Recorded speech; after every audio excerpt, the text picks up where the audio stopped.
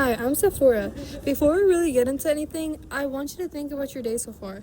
Think about everything you've seen: advertisements, people, buildings, social media, even the spaces you walk through. All of those things might seem normal or random, but they've been actually shaping how you think in ways you don't even notice. I'm Elizabeth, and I think that's what makes this topic interesting.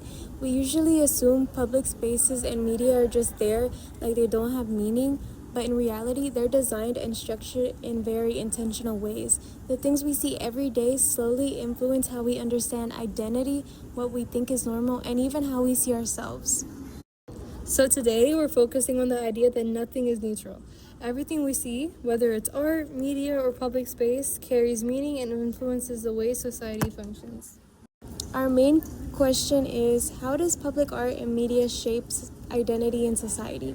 At first, this question might seem simple, but when you think about it more deeply, it's actually happening constantly. Cities and public spaces aren't just random environments, they reflect culture, values, and social expectations.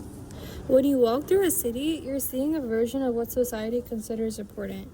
That includes the type of people represented, the type of images displayed, and even the overall atmosphere of the space. Over time, those repeated experiences influence what you believe is normal, even if you're not consciously thinking about it. One of the most important ideas we focused on is that images are not neutral. For example, advertisements are everywhere, especially in public spaces. These ads don't just promote products, they also promote certain ideas about identity, beauty, and lifestyle. When you see the same types of images repeatedly, it starts to shape your perception. For example, if certain body types, appearances, or lifestyles are constantly shown, they begin to feel normal or even expected. This doesn't happen all at once, but over time, repetition makes these ideas feel natural. So, images don't just reflect society, they actively influence it. They guide the way people think, often without them realizing it. But what's equally important is what isn't shown. A space can look calm, peaceful, or neutral, but if certain identities are completely absent, the absence sends a message. It can make people feel like they don't belong or aren't meant to be part of that space. When people don't see themselves represented in public environments, it can create a sense of invisibility. It's not something that's directly stated, but it's still felt over time. That absence can affect how people feel themselves and their place in society. On the other hand, when people are represented in public spaces, it has the opposite effect. Visibility creates a sense of belonging. When individuals see themselves reflected in the world around them, it reinforces the idea that they are included and valued. Representation also influences how others perceive those identities. When people regularly see different groups represented in everyday spaces, those identities become more familiar and accepted. This shows that visibility plays a key role in shaping both personal identity and social understanding. This sculpture is a strong example of how representation works in public art. It shows LGBTQ individuals in a normal, everyday setting. There's nothing exaggerated or dramatic about it.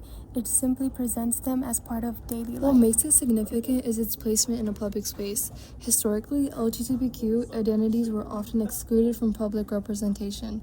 By placing the sculpture in an open, shared environment, it challenges that exclusion and promotes visibility. It helps normalize identities that were previously marginalized, and it shows how public art can influence how people think about identity and belonging. Another key idea is that public spaces are designed. Every element, from layout to accessibility, is intentional. These design choices affect how people interact with the space and how comfortable they feel within it. This connects to the idea of power. The people who design and control public spaces also influence who feels included and who doesn't. So public space isn't just physical, it's also social and political. When we say nothing is neutral, we're recognizing that every image, object, or space is shaped by decisions. Artists, designers, and institutions all make choices about what is included and what is left out. Those choices affect how people interpret what they see. Even something that appears simple or ordinary is influenced by intention. This means that every visual experience carries meaning whether we notice it or not. Media makes this influence even stronger. With social media and technology, people are constantly exposed to images and ideas. This continuous exposure reinforces certain standards and expectations. As people see the same types of content repeatedly, those ideas begin to feel familiar. Over time, familiarity turns into acceptance, which shapes how people understand identity, culture, and social norms. Overall, public art and media do more than reflect society, they actively shape it. They influence what people see as normal and who is represented, and how identity is understood. Representation in everyday spaces plays a major role in how people feel about themselves and others. When individuals are visible, they are more likely to feel included and valued within society. To conclude, we want to leave a question with you to think about. How much of your identity is shaped by the environment around you? Do you think public art and media change people's beliefs, or do they simply reflect what society already thinks? Thank you.